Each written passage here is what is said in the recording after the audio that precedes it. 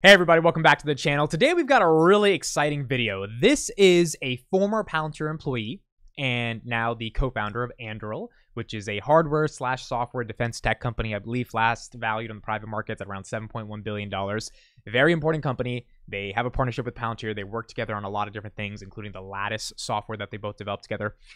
This is an interview where he exposes a lot about the early days of Palantir. And this interview really caught my eye because he talks about one of the things that us as shareholders never really understood, which is how does Palantir procure government contracts? It's always been like, do they know somebody that knows somebody? Do they have to fight for these deals? And obviously we know a lot of history about how they get governmental deals. But this guy, his name is Trey Steffens, really explains why Palantir failed to get government contracts in the early years, what they had to do to get government contracts, and the mistakes they made that he's not making at Anduril, which again is just one of the most sought after private companies that exist in Silicon Valley. I mean, every venture capitalist wants to see if they can get some of their money into that company. So here it is on Arnie's page. As always, Arnie the GOAT for getting these clips. Please subscribe to Arnie if you have not. If you're a Palantir shareholder, it's just going to be value from his channel. This is in 2022, Trey Steffens talking about the problems Palantir made, what they're doing differently at Anduril, and really the value of Palantir. Let's get into it. I'll react to it as we go, and we'll keep going from there. And my experience running sales at Palantir.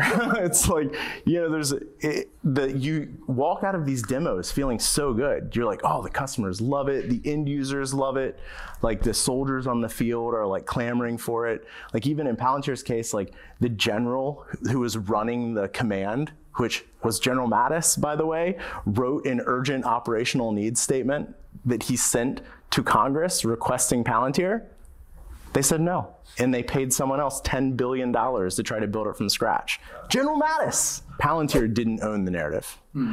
We let other people tell our story, and the thesis was, you know, try to be secretive, customers don't really want you talking about the things that you do, and it led to, you know, exactly what you would expect, which is that there's a bunch of cutthroat copycats, and they needed to develop a narrative that discredited Palantir in order for themselves to be perceived in a more positive light. And so they created this story about Palantir being a consulting company, which was completely not true. Like Palantir is a product. Like you install it on a server and you put data in it and it does things and people it's paid for by a software license. There's no services charged. It's like it's ARR, just like any other software company. But Palantir didn't step into like making that narrative clear. And so this is what happens is like, you know, people perceive that it's something that it wasn't. So this right here is where I want to stop real quick. Really, really interesting point. I and a lot of people in the community have been theorizing that their narrative, their story, which is they're a data analytics company that does some really cool things with software and that could scale to be a very big company one day, has been painted with this evil spy. They're going to steal your data. They're going to exploit you. And it's like, that couldn't be further from the truth. That's just like not what they're meant to do. And it's them having this kind of secretive narrative, which quite frankly they have admitted to doing themselves. You see an early employee saying that was kind of the goal, is to be secretive, to be unknown, and to have this allure of a mystery to you, which given Karp's philosophical nature, I could understand why he thought that was attractive. But if you don't tell your narrative, the media is going to tell your narrative. If you don't stick up for yourself, if you don't actually put your message out into the world, the media will. And so Palantir over the past couple of years is starting putting out blog posts and videos about, hey, we don't spy on you, we're not a company that steals your data, all this stuff. But it really hasn't worked to the extent I would want it to work. I mean, I think average people kind of just think of Palantir, if they even know anything about Palantir, as this data tech spy company. I mean, I even met a girl at a bar once who I asked her about Palantir, and she was like, oh, that Peter Thiel spy company? I was like, all right, I'm definitely not going to get your number at this bar. But the point is, like there's definitely a bad narrative around it. And that's also, frankly, what has hindered them from getting the NHS deal so far as well, in terms of all the British propaganda that exists. So it makes sense that they're finally controlling their narrative, but in the early days, that was definitely a mistake. So in reality, the businesses are quite similar. I would say like the place where it's most different is that Palantir and SpaceX were starting from zero. And that led to them, like they sued their customer. They fought for a really long time to get initial revenue. In both cases, it took about 5 years to get the first 10 million. Neither company hired lobbyists for a very, very long time. I think at Palantir it was about 6 years from founding to the first lobbyist on the ground under a retainer. At Anduril, we had kind of learned from all these mistakes that we made. I mean, this was my area of responsibility at Palantir. I was the one making the mistakes. I don't want to put this on anyone else. And it was just like, we're not going to do that again. Like, we're going to hire a lobbyist on the first day. We're going to execute the congressional strategy. And we're not going to waste our time with like silly pilots and prototypes. With research and development arms of the government, we're going straight to the user. And it just massively accelerated things. And so we got the... This, I think, was also a really good point. I mean, like, yeah, if you're going to do business with the government, you're going to need lobbyists. You're going to need people that are on your side and that can vouch for you. And so the mistake he's not making at Anduril is making sure they have a lobbyist on day one so that they don't have to go through layers and layers of bureaucracy and prototypes to even get to a sales meeting, but rather make sure that there is a chance for them to sell something because they have the necessary prerequisites in place. Benefit of standing on the shoulders of Palantir and SpaceX so that we have a much more positive relationship with our customer than either Palantir or SpaceX did for a very long time, because it was far more adversarial to kind of like break through the glass ceiling. The biggest differences between the two is that the government is a bureaucracy in many cases, and the private sector is a meritocracy in many cases, particularly in technology. And so, you know, in bureaucracies, people get power from staying power. It's like the longer you're there, the more tenure you build up. That's like where you like build up reserves of political capital or whatever you want to call it. And it doesn't matter how smart you are. It doesn't matter how hard you work. Like it's very, very hard to break through that kind of barrier. When I showed up on my first day at Palantir, it was very clear that there were no power structures. There's no bureaucracy, there's no hierarchy. It was just like, you are going to be able to work on the things that you have the competency and ability to execute on. And if you do well, you'll get promoted and you'll get more stock options and you'll be rewarded. If you suck, you'll get fired. And I was like, wait, if you suck, you can get fired? I just assumed that if you sucked, you just stayed, and eventually like you got bored, I guess, and left. I didn't realize that was a thing that could happen. And that again speaks to the culture of Palantir. It's why I'm okay with them having stock-based compensation that has come down pretty significantly and now is industry normal with SaaS standards. But the reason they have stock-based comp is because, as he said, you'll get more stock options if you perform. Palantir employees tend to perform, tend to build the best software in the world, so they get more stock options. Just a total reframing, but it has nothing to do with mission. It has nothing to do with like the coolness of the job. It's just grinding bureaucracy. That's awesome. I want to celebrate that. Like, if Google doesn't want to work with the DoD, unfreaking believably cool. They don't have to. There's no like civil military fusion. The government's not going to like send people to sit on their board to make them do things. This is one of the great things about living in a Western democracy, and I wouldn't trade that for anything in the world. So I have no issues with Google engineers signing a letter saying they don't want to work with the DoD, because that's not what they signed up to do. And that's okay. You don't have to work for the DoD, with the DoD. I'm okay with that. That's the pro-activism argument. The anti-activism argument is, how many of the people do you think that signed the Google Maven letter have a Ukraine flag in their bio right now? Probably like at least half of them. And see, this is a big point. His argument that he's going to be making here is these defense tech companies, these software companies that want to go to Russia and China or do whatever they want to do there and export their software, but not help their own government protect Western values because there's some employees that like didn't get their Starbucks on this time, and so they're feeling like super liberal and they want to be like, no, I'm going to protest against this contract. Meanwhile, you're working on ad optimization all day, and some of the companies that are advertising on your platform are not really the most ethical in the world. And then on top of that, you stand for Ukraine. Well, the government that's helping Ukraine stand against Russia is the United States. So you would think a tech company that supports Ukraine and wants to feel all good would actually do some work to actually help the government that's giving the support to Ukraine, i.e. the United States, that's giving them billions of dollars, but that's not the case. And this is the hypocrisy and conundrum and absurdity of software in America, which has a democratic value towards it, because if you don't want to work for the government, you don't have to work for the government, right? That's why he said it's a good thing, but just recognize how hypocritical it is as well. These two communities are very closely correlated. It's like you are anti-authoritarian and you signed the Google Maven letter. It's like, yeah, it turns out there are bad people in the world. It sucks. I don't think war is great. I don't want to go to war. Nobody wants to go to war. But like, you have to prevent war. And how do you prevent war? Deterrence. Like you don't prevent war by, being nice to everyone. It just doesn't work. And so this is where like, I think the culture has begun to shift as people are like, oh crap, now we actually have to do something about the authoritarians that are threatening peace and democracy in the world. This is an opportunity, I think, for people to at least reframe their perspective on acceptable work, even if they don't want to do that acceptable work. There's no way Anduril would exist today had Palantir not run the game plan before us. I mean, like, everything I know about doing this, I learned at Palantir. So tons of credit to them for like creating this. Sadly, Palantir is not an early investor in Anduril. I think Founders Fund, which is Peter Thiel's VC fund, has money in Anduril. It would be awesome if Palantir had a little equity stake in Anduril. Given we had so much money in the SPACs, it would be nice if we had some money in Anduril. Not to mention, not only did they like provide us with the model at Anduril, it turns out that like there are Palantir people all over the defense tech space at this point. Like, it just kind of expanded. In fact, there was an article last week by Biz Carson about what she called the Palantir Pack, where there are a lot of very successful Palantir alumni companies at this point, which has been fun to watch. So I think that was like super critical. Again, like, just to be like overly aggressive, the most important one is cynicism. Like, you talk to a Palantir alum and you're like, tell me about how government sales work. They'd be like, oh, it is the freaking worst. Everyone is a liar. And it's like, okay, here we go. So like, they have this like ingrained cynicism that I think is really valuable.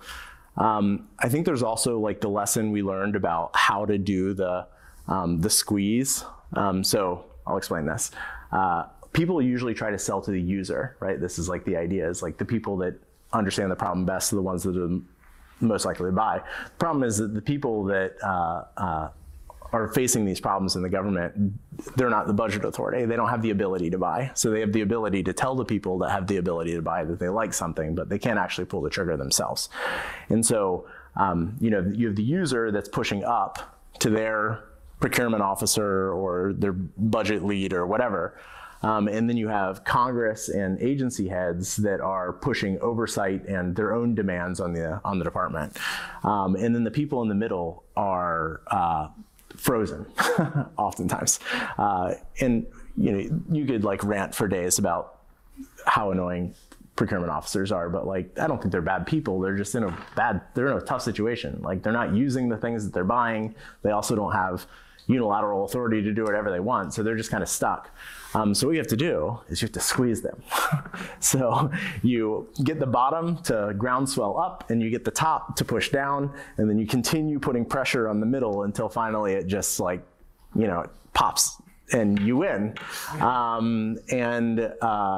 That pincer move is something that's not well understood by a lot of startups that we didn't understand at Palantir for a long time. We would do these crazy things where we're like, we're going to partner with Booz Allen Hamilton. We're going to partner with SAP. We're going to, hire retired generals. We're going to, go and like cold email congressional offices. It's like, none of this stuff works. It's just a waste of everyone's time.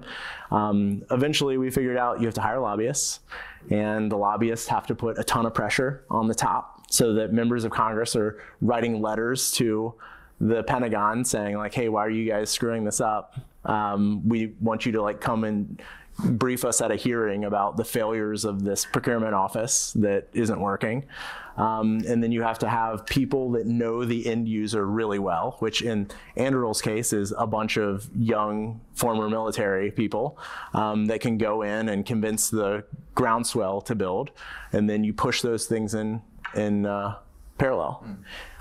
This is also really interesting. I mean, this is one of the reasons why Palantir has had a hard time initially getting governmental contracts. There was another interview we watched a couple weeks ago that said it took them 4 to 5 years before they really got a government client to pay them money. And it's because of this whole squeezing process he's talking about. You're talking to the guy that says he knows the guy that knows the guy, but they don't really know the guy, and that guy doesn't actually make the decision, that person does. So how do you get in front of them to finally procure and sell the thing that you're trying to do? And on top of that, it's so ironic, it's hard to do, but you're the company trying to protect the country, right? Trying to actually provide stuff that makes the country better, and you can't even get a meeting. And so this problem, it seems like Anduril has figured out on a better way how to solve on their end, which is great for them, but Palantir had to go through a lot of those problems in the early days, and that's also why they have a moat. If you want to sell to the government, it's hard to replicate what Palantir did for 10 years to be able to get to this point, which is why that Fed Start offering they're doing, which allows startups to use essentially their platform to be able to sell to the government, I think is going to print tendies for Palantir as the defense tech sector grows, and we're seeing a lot more VC money come into that defense tech sector, so it makes sense for them to do that Fed Start product. And I think there's, like, generally speaking, too much reliance in the market on pilots and prototypes. Like, it's never been easier than any point in American history to win a pilot with the US government. Like, any of you start a company, 3 months, you'll have a pilot. Pretty easy to do. SBIRs are, it's like rain from heaven. It's just, they're everywhere. But, like, you have to figure out how to execute that pincer as fast as possible. I would say there's always, like, subtle changes that are happening. You know, as a result of the conflict in Ukraine, there's like a $40 billion supplemental that will fund new things to be injected into the theater, which that is a change that could impact things. The defense budget has continued to go up under Biden, which I think people were expecting it to maybe flatline, and it hasn't. It continues to increase. So maybe that's like a subtle change. The conflict in Armenia, Azerbaijan, people often forget about that, but that was like the first truly modern war, and it was over in like 2 weeks for some very specific weapon systems reasons that are now being played out in Ukraine very effectively as well. So there's always stuff going on. I think, you know, the important thing is being there before it's a thing, because as Palmer likes to say, the current year is too late for the current thing. We can't care about Ukraine once Russia has invaded Ukraine. We needed to do something 2 or 3 years ago. And Anduril, for example, we were in Ukraine 2 years ago, 2.5 years ago, right before COVID, with Zelensky. And Zelensky told Palmer, Russia's going to invade. These are the things we need. And no one took him seriously. And now everybody has it in their Twitter bio, and they're like, oh, we have to do something about this. It's like, guys, too friggin' late. Like, you have to care about this stuff before. And so we need to be preparing Taiwan. We need to be preparing other Eastern Bloc nations. We need to be preparing the South Pacific, like Australia can't wait until 2035 for their first nuclear submarine from the AUKUS deal. They need underwater capabilities today. And these are problems that I just think people aren't putting enough attention into, because we're just chasing memes. Like, everyone's just chasing memes. Like, what is the next thing that we're gonna, like, everyone's gonna freak out about on Twitter? It's like, it's too late. That is really interesting at the end. I didn't get to see that end part there originally when I checked this out. I mean, you know, what he's saying is 1,000% correct. 1,000% correct. I mean, this idea that I didn't even know Anduril was in Ukraine 2.5 years before Ukraine got invaded, and Zelensky, love him or hate him, whatever thoughts you have, he knew what was going to happen. And the people in Taiwan, the Prime Minister of Taiwan, I do remember watching a 60 Minutes CBS special where Prime Minister of Taiwan is saying it is not a question of if we get invaded. It is a question of when. And China has even stated in multiple, like, press releases or whatever interviews, the intel we have from China that says 2027, that is their goal. And so what he's making is a dual-oriented point. His first argument is that if we were actually in those places before this stuff happens, the other countries that are thinking of doing this in their own dictatorial, authoritarian ways would think twice, because they would see that if Russia's unsuccessful in Ukraine, we might be unsuccessful in Taiwan, so let's chill out. And his second argument is that we can't have this feel-good nature after it happens, and they're like, yeah, let's send them billions of dollars, when in reality, that you're rolling the dice then to see if that works, and you're risking getting into a literal world war, versus if you can do stuff before things happen, so that when it inevitably does happen, the impact or the extent of the damage is mitigated to such a degree because you had the right technology, in particular defense technology, there before it happened. This was a really exciting interview, an insightful interview by Trey Stevens. I didn't know this guy before. I'm doing more research on Anduril, but don't know the most about them. So it makes sense that all of the things he learned from Palantir, he took to Anduril, built Anduril, with a lot of those mistakes in his mind, and it now seems like Anduril is executing at a very high level, and it'll be an interesting thing when they go public. I will be very excited to pick up Anduril shares. So interesting stuff from Anduril co-founder who came from Palantir, shed a lot of wisdom about why Palantir struggled in the early days, why they weren't able to get government contracts, what they had to learn about lobbying, and ultimately what they are doing to solve those problems at Anduril today, and how Palantir solve those problems after 2 decades of having those problems. Thank you guys so much for listening and watching. Let me know if you got any thoughts and value from this video, and please make sure to subscribe to Arnie. Thank you again, Arnie, for supplying these clips. Thank you again, Arnie, for making sure. Thank you again, Arnie, for supplying these clips. I'll see you guys in the next one.